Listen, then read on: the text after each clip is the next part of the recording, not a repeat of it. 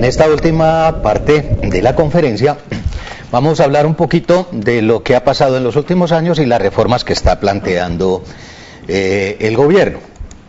Me gustaría que el resultado de esta conferencia es que ustedes tuvieran argumentos para hacer la defensa de una ley que sea benéfica para la población y que les permitiera a ustedes hacer abogacía y cabildeo frente a una reforma que pudiera resolver los problemas grandes de la población. Son tres ideas las que nos faltan por resolver. La primera es que hay suficiente evidencia de las fallas que ha tenido el sistema y evidencia de que las fallas no son de forma, sino estructurales, de concepción. Eso es fundamental entender que las fallas de este modelo no se arreglan con pañitos de agua tibia, que fue la concepción errónea de un modelo que se basó en la utilidad de unos grupos que manejaban los recursos, la que nos ha venido llevando a la situación que tenemos hoy. La segunda idea es de que, a pesar de que el modelo tiene muchas fallas, hay varios grupos que insisten en mantener este modelo. Y son grupos muy poderosos a nivel de la economía nacional e internacional, y también al nivel político, no solamente en el Congreso, en el gobierno nacional, sino también en los entes territoriales. Es decir, hay grupos que están interesados en todo el país en mantener este modelo. Y en tercer lugar, que los cambios que haya en el país no se van a obtener por la vía técnica.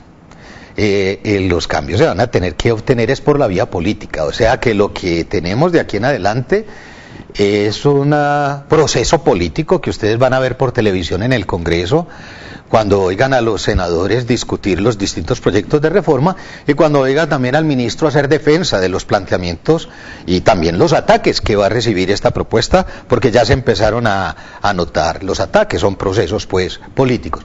Me gustaría dejarle la idea. Algunas personas creen que la palabra política es una palabra con un significado peyorativo. Todo lo que tenga que ver con político es malo, ¿no? Cuando estamos hablando de asuntos políticos, son asuntos que tienen que ver con el poder. Y de hecho, el poder no podemos escapar a él. O ejercemos el poder, o sufrimos el poder, o nos resistimos al poder. Pero nosotros no somos apolíticos. Cuando uno dice, es que yo no me meto en el asunto, su posición de no participar en el proceso fue de dejar que quienes controlan el proceso sigan imponiendo sus reglas de juego.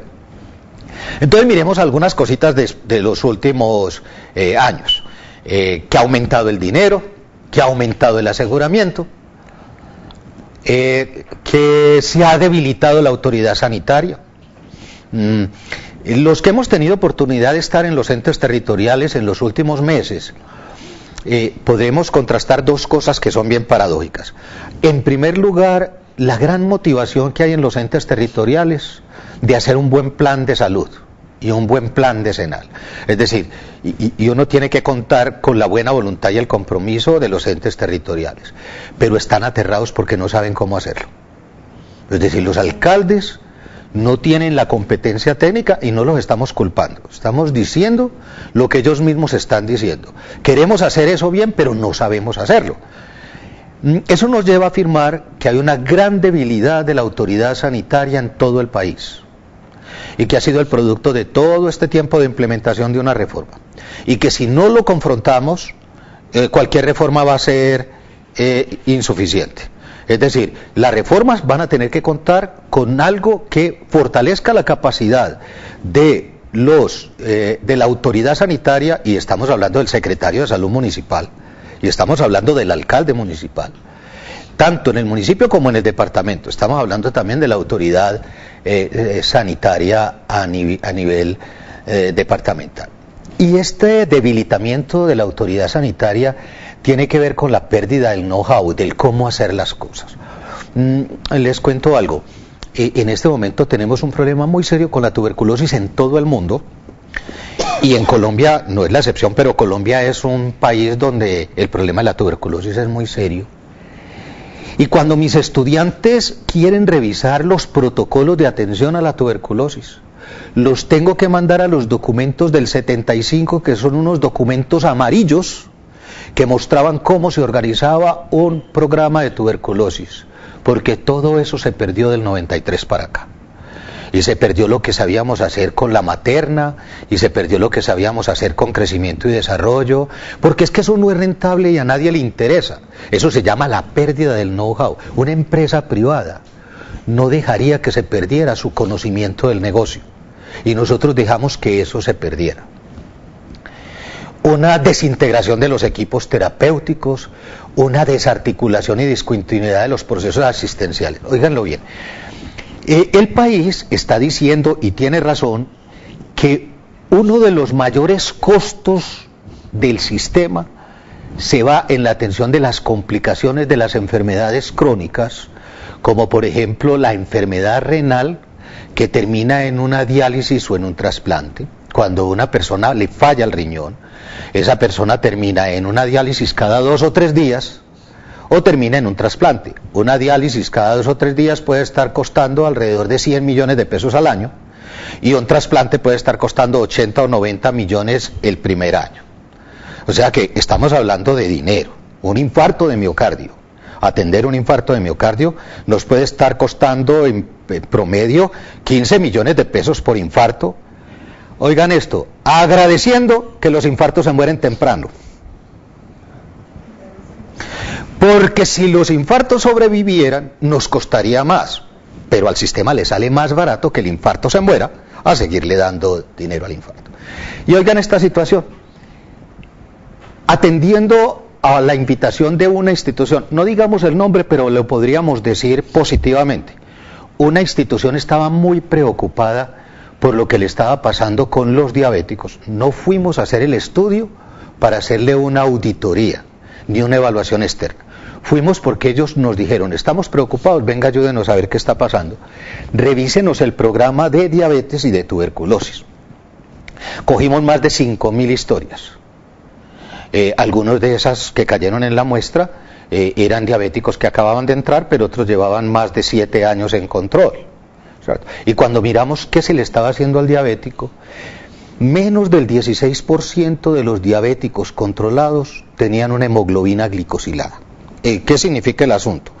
Que un médico, para poder saber si el azúcar está alto o bajito, tiene que pedir un examen que se llama hemoglobina glicosilada, y que uno tiene que pedir ese examen por lo menos 3 veces al año. Y que todas estas personas no hayan tenido menos del 16% indica que no sabemos. Es decir, el médico está tratando al diabético como el capitán que va entre la niebla sin brújula. No sabemos si el diabético que estamos controlando tiene el azúcar alta o baja. Y menos del 6% tenía chequeo del riñón. Si nosotros chequeamos el riñón del diabético es porque nos va a hacer enfermedad renal. Sí, uno hace un control de diabetes es para evitar que se le dañe el riñón al diabético. Entonces, ¿qué estamos haciendo? La explicación es porque eran exámenes de segundo nivel que no autorizaba la aseguradora. Entonces, ¿qué nos estamos ganando con asegurar a la gente? Y el país se asusta después de que estamos haciendo un alto costo, tenemos un alto costo en crónicas. A mí no me admira eso. Entre otras cosas porque para la aseguradora es mejor dejarlos morir.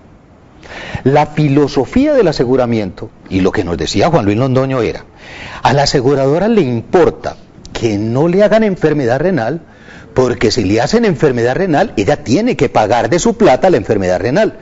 Entonces la aseguradora no va a dejar que el diabético se le enferme porque lo tiene que pagar. Pero en Colombia lo que hicieron las aseguradoras es que cuando yo tengo el enfermo renal que tutele, entonces cuando el juez me ordena que yo le haga la diálisis, yo eso se lo pago al Fosiga y el Fosiga me devuelve la plata. Entonces yo hago el negocio redondo. Yo no tengo por qué hacerle los controles. Y cuando tenga la enfermedad renal, yo no la pago porque me la reconoce el Fosiga.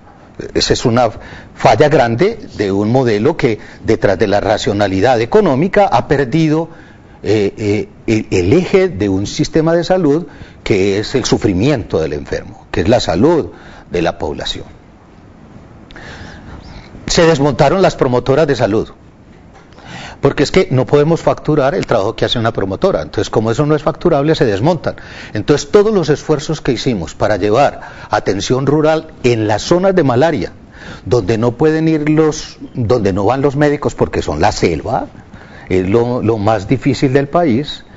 Desmontamos el programa de promotoras porque eso no es rentable y desmontamos todos los programas que no son rentables.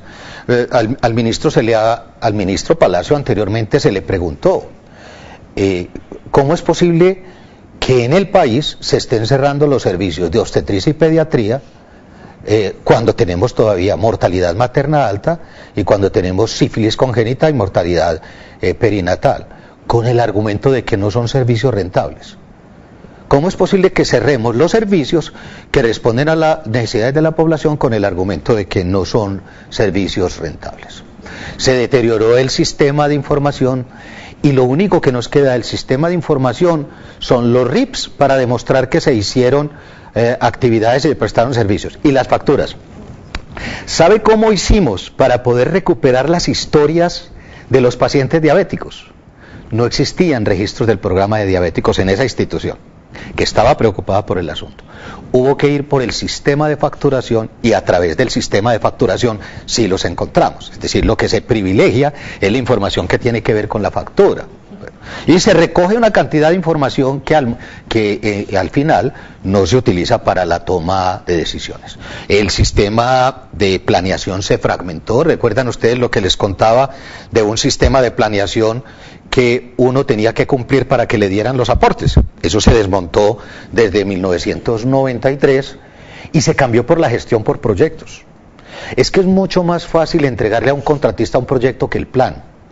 Entonces la planificación se convirtió más en una buena intención general, pero a la larga lo que importa es descomponer ese plan en proyecticos para podérselos entregar a los contratistas.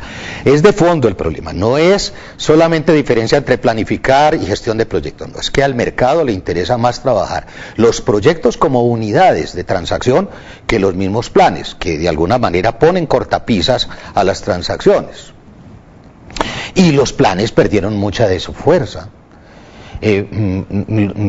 Yo no culparía. Primero, la culpa es muy mala consejera, pero difícilmente los planes de salud de los entes territoriales van a funcionar, y no por mala fe de los alcaldes, sino porque no tienen competencia ni atmósfera para planificar. No, inclusive no gobiernan los planes, no tienen gobernabilidad sobre los